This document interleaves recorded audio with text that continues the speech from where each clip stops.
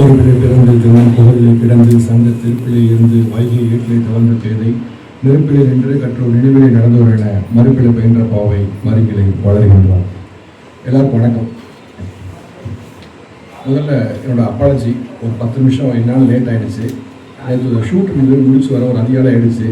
இன்றைக்கி சரியாக தூங்குங்கன்னு சொல்ல வந்த நான் தூங்காமல் வந்தது ஒரு விதமான ஆக்சிடென்ட் தான். ஸோ அதனால் ரொம்ப ஏர்லி மார்னிங் தான் வந்தேன். ஸோ அதனால் ஒரு 10 நிமிஷம் லேட் ஆகிடுச்சு. ஸோ பத்திரிகை நண்பர்கள், அனைத்து டாக்டர்கள் மற்றும் மற்றவர்கள் அனைவருக்கும் என்னோட மார்ந்த அப்பாலஜி நெக்ஸ்ட்டு.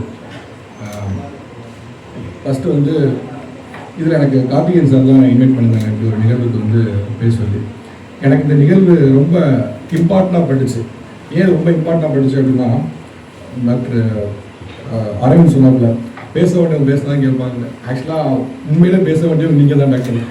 ஏன்னா இப்போ இன்டர்நெட் வந்ததுனால இப்போ எல்லாரும் பேசுகிறாங்க. நீங்கள் இன்ஸ்டாகிராமோ ட்விட்டரோ ஏதோ மனசு எல்லாரும் பேச பிரச்சனை இல்லை. எல்லாரும் அவங்கவுங்க டொமைனுக்கு சம்மந்தம் இல்லாதெல்லாம் பேசுகிறாங்க. இப்போ எல்லாருமே டாக்டர் ஆகிட்டாங்க. இப்போ வாட்ஸ்அப்லாம் வந்த பின்னால் பார்த்தீங்கன்னா எல்லாருமே டாக்டர் தான். நீங்கள் தலைவலிக்குதா, நீங்கள் என்ன பண்ணுறீங்க, பேரஸ்டமால் போடாதீங்க, நான் போகிறேன், நான் சொல்லி விடுறேன், நம்ம ஆள் அங்கே இருக்காரு, அவர் ஒரு மாத்திரை கொடுப்பா, அதை போடுங்க. அது என்ன மாத்திரை, எவ்வளோ எம்ஜி, அது எவ்வளோக்காக எடுக்கப்பட்டுச்சு, அதுக்கு ஹிஸ்ட்ரி ஆஃப் ரெக்கார்ட்ஸ் இருக்கா, எதுவுமே யாருமே பார்க்கறது இல்லை. எனக்கு ஒர்க் ஆச்சு, உனக்கும் ஒர்க் ஆகும், நீ போடு அப்படின்னு பேசுகிறாங்க. ஆக்சுவலாக அது ரொம்ப ஆபத்தாக நான் பார்க்குறேன். ஏன்னா முன்னே பெருசாக தெரியல. இப்போ இன்னைக்கு எல்லாருமே இன்டர்நெட் யூஸ் பண்ணுறதுனால என்னன்னா, எல்லாருமே சம்மந்தம் இருக்கோ சம்மந்தம் இல்லையோ, எங்கள் அப்பாவுக்கு அது ஒர்க் ஆச்சு, உனக்கும் ஒர்க் ஆக போடு அப்படின்றதாங்க. ஸோ அது ஒரு பெரிய ஹியூஜ் ப்ராப்ளம் பார்க்குறேன். ஸோ அப்படி இருக்க பட்சத்தில் சம்மந்தப்பட்ட விஷயத்தை பேசுறது தான், சம்மந்தப்பட்ட விஷயம் பேசுறது தான் சரி.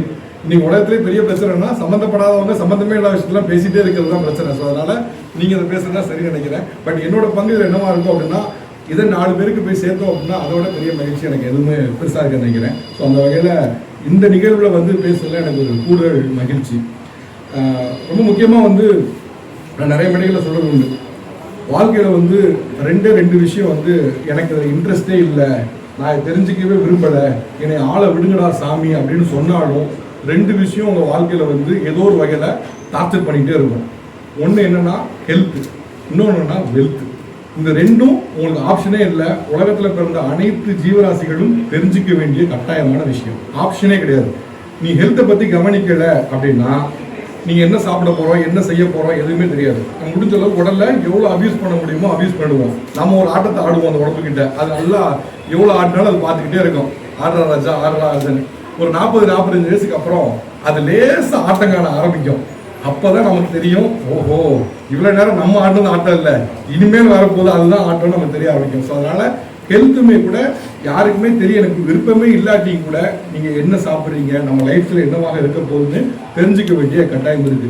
2வது வெல்த் என்ன அப்படின்னா, நம்ம 24 மணி நேரத்தில் பெரும்பாலான நேரம் 18 மணி நேரம் 12 மணி நேரம்னு ஒவ்வொரு நாளைக்கும் உழைக்கிறோம். ஆனால் உழைத்து சம்பாதிக்கவும் செய்கிறோம், நிறைய பணம் சம்பாதிக்கிறோம். ஆனால் எல்லாரும் வைக்கிற கூட என்ன இருக்கும், 10,000 ரூபா வாங்கினப்பவும் என் பாக்கெட்டில் 10 பைசா இல்லை, 1 லட்ச ரூபா வாங்குறேன் இப்பயும் பாக்கெட்டில் 10 பைசா இல்லைன்னு. ஏன்னா நம்ம வெல்த்தை பற்றி கவலைப்படுறதே இல்லை. சம்பாதிக்கணும் நினைக்கிறமே தவிர அந்த சம்பாதித்த பணத்தை என்ன செய்வதுன்னு யோசிக்கிறதே இல்லை. ஸோ வெல்த்தை பற்றி நீங்கள் யோசிக்காமல் இருந்தீங்க அப்படின்னா 1 லட்ச ரூபாய் இல்லை, நீங்கள் மாதம் 1 கோடி ரூபாய் சம்பாதித்தாலும் கூட உங்கள் பாக்கெட்டில் 10 பைசா இருக்காது.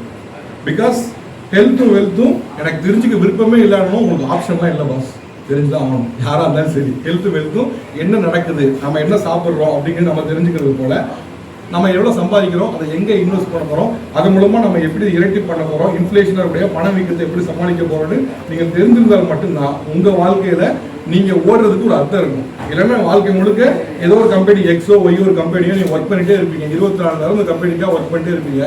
சம்பாதித்த பணமும் எங்கே போச்சு தெரியாது. சம்பாதிக்க ஓடும்போது இந்த உடம்புக்கு அவ்வளோ தீங்கு வைத்திருப்போம். அந்த உடம்பு திருப்பி ஒன்று கொடுக்க ஆரம்பிக்கும். அவனை மாட்ட நான் அவ்வளோ நேரம் செஞ்சதில்லை, இப்போ நான் அவனை திருப்பி சேரன்னு செய்யும். அப்படி செய்யும் போது நமக்கு கூட சப்போர்ட்டு கூட யாருமே இல்லாமல் போயிடுவாங்க. ஸோ நான் இங்கே இருக்க எல்லாருக்கும் ஒரு ரெக்வஸ்ட் வைக்கிறேன்னா, தயவு செய்து நீங்களும் சரி உங்க கூட இருக்கவங்களும் சரி எல்லாருக்கும் ஹெல்த் அண்ட் வெல்த்தை பற்றி தெரிஞ்சுக்கங்க.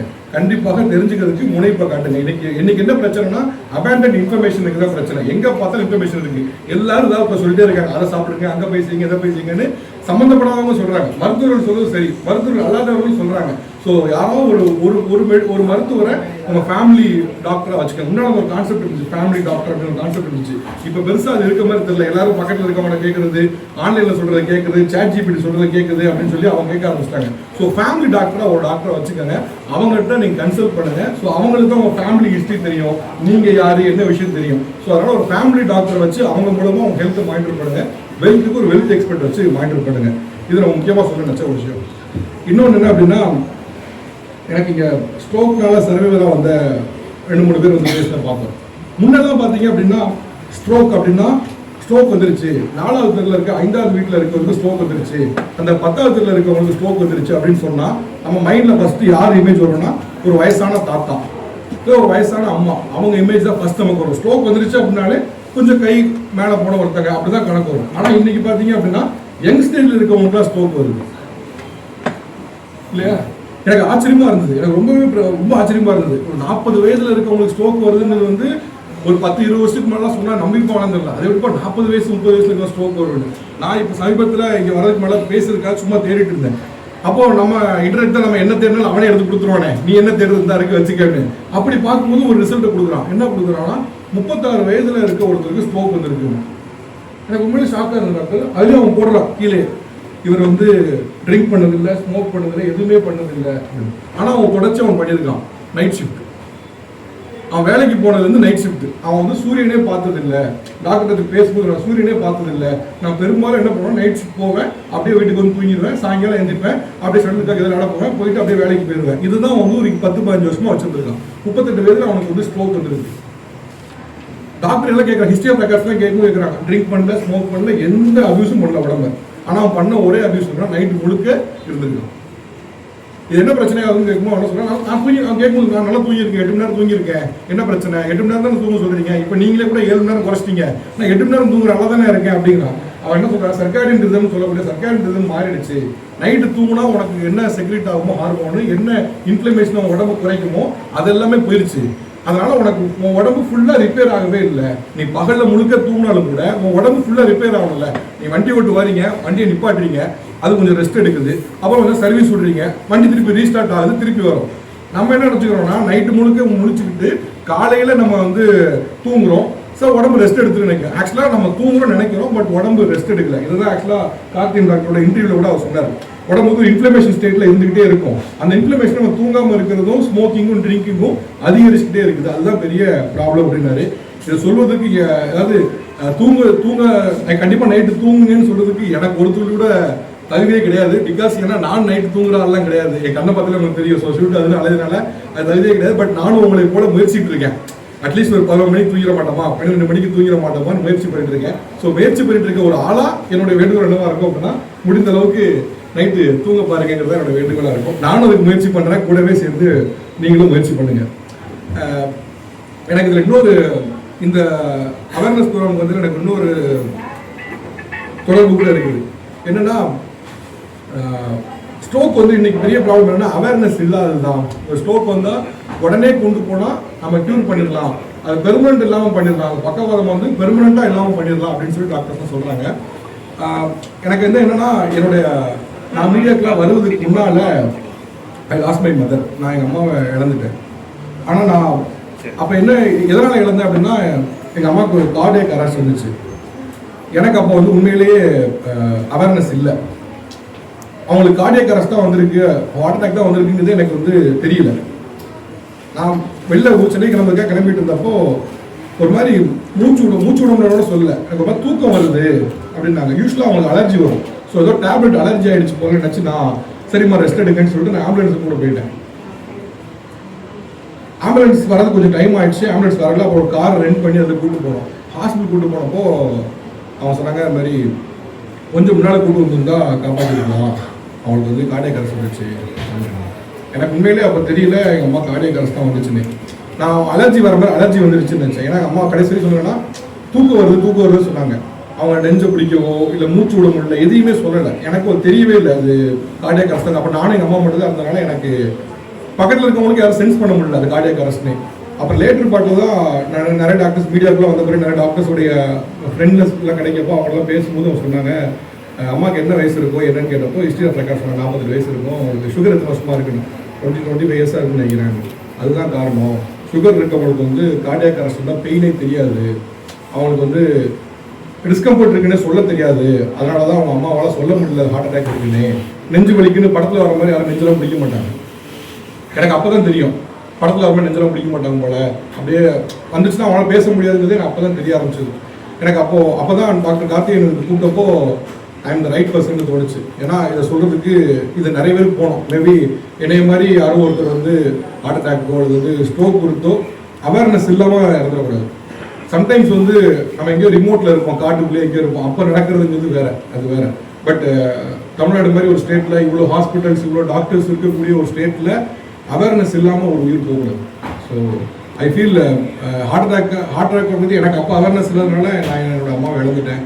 அது எனக்கு இன்னமும் கூட ஒரு குற்ற உணர்ச்சி இருக்கும். இன்றைக்கி நம்ம நிறைய ஸ்டேஜ் பேசுகிறோம், இவ்வளோ பேசுகிறோம், ஆனால் நமக்கு அன்றைக்கி ஒரு விழிப்புணர்வு இல்லாமல் போயிடுச்சு, அதனால தானே இழந்துட்டோங்கிறது வந்து ரொம்ப நாள் கில்ட்டாக இருந்த ஒரு விஷயம். அது வரைக்கும் எங்கேயுமே ஷேர் பண்ணதே இல்லை. கார்த்திக் டாக்டர் கூட்டப்போ எனக்கு ஐ ஃபீல் இதுக்கு சொல்லணும்னு தோணுச்சு, நிறைய பேருக்கு போய் சேரணும் அப்படின்னு தோணுச்சு. ஸோ இந்த அவேர்னஸ் ரொம்ப முக்கியம். ஸோ ஸ்ட்ரோக் வந்து நிச்சயமாக க்யூர் பண்ண முடியும். பட் அது கரெக்டான விழிப்புணர்வு இருந்து சரியான நேரத்தில் சரியான ஆட்கள்கிட்ட நீங்கள் கொண்டு போய் சேர்த்தீங்க அப்படின்னா அவங்களால க்யூர் பண்ண முடியும். ஸோ அதை பார்க்கணும்னு நினைக்கிறேன். இன்னொன்று, டாக்டர் கார்த்திகேயன் வந்து நான் பெரும்பாலும் நிறைய டாக்டர்ஸ் நமக்கு ஃப்ரெண்ட் லிஸ்ட்லேயே நம்மகிட்ட பேசுகிறவங்க பழகிறவங்க நிறைய பேர் இருக்காங்க. ஆனால் நான் டாக்டர்கிட்டே சொல்லுவேன், டாக்டர் நீங்கள் எல்லோரும் 8 மணி நேரம் தூங்குங்க, கரெக்டாக நைட்டு தூங்கிடுங்க, கரெக்டாக சாப்பிடுங்கன்னு சொல்கிறீங்க, இதெல்லாம் பெரும்பாலும் உங்களாலே ப்ராக்டிஸ் பண்ண முடியும் டாக்டர் அப்படின்னு. ட்ரூ ஃபேக்ட் தான் அது. பிகாஸ் அவங்களோட வேலை அவங்களோட ஸ்ட்ரெஸ்ஸும் காரணமாக அவங்களே 8 மணி நேரம் தூங்குறது இல்லை. நீங்களாம் நாளைக்கு முன்னாடி கவனிச்சுட்டு டாக்டர்ல 10 மணி நேரம் தூங்குங்கன்னாங்க, அப்புறம் 9 மணி நேரம் ஆச்சு, அப்புறம் 8 மணி நேரம் ஆச்சு, இப்போ 6 மணி நேரம் தூங்கினா கூட போது கரெக்டாக தூங்குங்கன்னு சொல்கிறாங்க. பிகாஸ் அவங்களுக்குமே மாறிடுச்சு, டைம் மாறிடுச்சு. இப்போ அவங்களுமே கரெக்டாக 6 மணி நேரமாக 8 மணி நேரம் தூங்குறாங்க நைட்டு கேட்டால் அவங்களுமே தூங்குறது இல்லை. ஸோ அந்த மாதிரி மாறிடுச்சு. ஆனால் டாக்டர் கார்த்திகேயன் பார்க்க எனக்கு ரொம்ப வியப்பாக இருக்கு. என்னன்னா அவர் எப்போ பயங்கர ஃபிட்டாக இருப்பாப்புல. எனக்கு வந்து அவர் என்ன சொல்கிறாரோ, என்ன ப்ளீஸ் பண்ணுறாரோ அதை ப்ராக்டிஸும் பண்ணுறாரு. கரெக்டாக அவர் சொல்கிற மாதிரி எக்ஸசைஸ் பண்ணுங்க அப்படின்னா அவர் ஜிம் போயிடுறாப்புல. இப்போ டாக்டர் வந்து எக்ஸசைஸ் பண்ணுங்க, ஒபிசிட்டியாக இருக்கேன்னு சொன்னானே நம்மளால எட்டி பார்க்குறான், எப்படி அப்படி இருக்கு சார் எப்படி இருக்கான்னு பார்க்குறான். நம்ம சொல்றாரு அவர் எப்படி இருக்காரு. ஸோ ஆனால் இப்போ டாக்டர் கார்த்திகேயன் சொன்னால் எல்லாரும் வந்து எட்டி பார்க்க வேண்டிய அவசியமே இல்லை, உடனே கரெக்டாக தான் சொல்கிறாருன்னு பேருவார். ஏன்னா அவர் எக்ஸசைஸ் பண்ணுறாரு, அவரால் பண்ண முடியுதுங்கப்போ ஸோ ஆட்டோமேட்டிக்காக நாமளும் பண்ணணும்னு சொல்ல முடியும். ஸோ ஒரு மாரல் வேல்யூ இருக்குல்ல. இப்போ நான் வந்து நீங்கள் ப்ராக்டிஸ் பண்ணுங்க, ஜிம்முக்கு போங்க, டெய்லி 5 மணி ஹிட் தி ஜிம் அப்படி இப்படின்னு பேசிட்டு போயிடலாம். நீ போறியான்னு கேட்டால் நம்ம பதில் சொல்லணும்ல. ஸோ அந்த ஒரு நேர்மை வேணும். ஸோ அப்படி பார்க்கும்போது Karthikeyan has full loyalty and moral value to say hit the gym. அவரால் ஜிம் போங்கன்னு உறுதியாக சொல்ல முடியும். அவர் வந்து அவ்வளோ ஃபிட்டாக இருக்க பார்க்கும்போது ஆச்சரியமாக இருந்தது. அதை இன்டர்வியூ முடிச்சுட்டு போகும்போது ஜிம்மில் ஒர்க் அவுட் பண்ண பார்த்தேன்.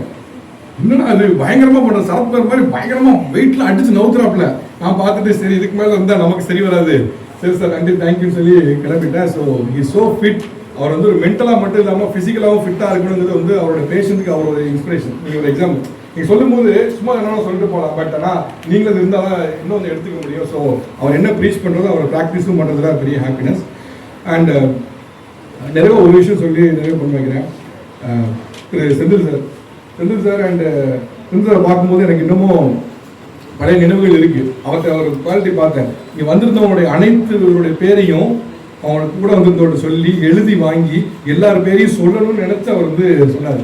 உண்மையிலே அது ஒரு பெரிய ஹேபிட். அவர் நினச்சா அது பண்ணிருக்க அவசியம் இல்லை, எல்லாருக்கிட்டையும் பேர் வாங்கி அந்த பக்கத்தில் கொஞ்சம் சார் பேர் என்ன சொல்லுங்க, அவர் என்ன பண்ணுறாரு சொல்லுங்க, மேடம் பேர் என்ன சொல்லுங்க, எல்லார் பேரையும் மேடம் ஷாக் ஆகிட்டாங்க, நம்ம பேரை சொல்கிறாங்க ஷாக் ஆகிட்டாங்க, எல்லார் பேரையும் வாங்கி அவர் வந்து சொன்னார். அவர் பெரிய ஹேபிட்ஸ். செந்தில் சார் அவங்க சந்திச்சார், மீண்டும் சந்திச்சில் பெரிய மகிழ்ச்சி. அண்ட் வந்திருக்கக்கூடிய அனைத்து விருந்துகளையும் பார்த்து மனசில் பெரிய மகிழ்ச்சி. அண்ட் நிறைய ஒரு விஷயம், நம்ம உழைக்கிற வயதில் ஓடக்கூடிய வயதில் நமக்கு 1000 பிரச்சனை இருக்கும். இஎம்ஐ, கடன், இன்னும் சொல்ல போனால் பாய் ஃப்ரெண்ட், கேர்ள் ஃப்ரெண்ட், ஒய்ஃப்னு 1000 பிரச்சனை இருக்கும். ஆனால் ஒரு காலகட்டத்துக்கு மேலே உங்கள் உடம்பு ஒரு பிரச்சனை கொடுக்க ஆரம்பிக்கும். அப்போது உங்களுக்கு எவ்வளோ பிரச்சனை இருந்துக்கும் போது நீங்கள் உடம்பு அபியூஸ் பண்ணி ஓடினீங்களோ அது தெரியாது. ஆனால் ஒரு 40-50 பேருக்கு மேலே உடம்பு ஒரு பிரச்சனை கொடுக்க ஆரம்பிக்கும். உடம்பு ஒரு பிரச்சனை கொடுத்து முடிச்ச பின்னால் அந்த 1000 பிரச்சனையும் கண்ணுக்கே தெரியாது, அந்த ஒரு பிரச்சனை தான் கண்ணுக்கு தெரியும். So I have seen people, நான் அதை பார்த்துருக்கேன். ஸோ அதை பார்த்து நானுமே வந்து நானுமே என்னோட ஹேபிட்ஸை மாற்றுன்னு பார்ப்பேன். பட் ஒரு வகையில் நான் சொல்லலாம், இப்போ கார்த்திகேயன் இருக்கிற மாதிரி நான் ஒரு வகையில் ப்ரீச் பண்ணலாம். என்னன்னா, I don't drink, I don't smoke. நான் இன்னை வரைக்கும் நான் ட்ரிங்க் பண்ணதும் இல்லை, ஸ்மோக் பண்ணதும் இல்லை. ஸோ அதனால் நான் இந்த ஸ்டேஜில் சொல்ல முடியாதனால அதை பண்ணுங்க. ஏன்னா சும்மா போய் சொன்னீங்களேன் எங்கேயா பார்த்தா கண்டுபிடிச்சிருவாங்க, முக்கியம் இல்லை கண்டுபிடிச்சிருவாங்க. ஸோ அதனால் அதை வந்து சொல்ல முடியும். So I don't drink and I don't smoke. So முடிந்த அளவுக்கு நான் அதை என்னுடைய ஹேபிட்ஸில் கொஞ்சம் க்ளீனாக வச்சுக்கணும்னு பார்க்குறேன். அண்ட் அகைன் கொஞ்சம் ஸ்லீப்பிங் இரெகுலர் ஹேபிட்ஸ்லாம் இருக்குது. ஸோ அதை கொஞ்சம் சேஞ்ச் பண்ணிட்டா பெட்டர் நினைக்கிறேன். ஸோ வாழ்த்துக்கள் கைஸ். கண்டிப்பாக இந்த அவேர்னஸ் எல்லாருக்கும் போய் சேரும் நினைக்கிறேன். தேங்க்யூ. நன்றி.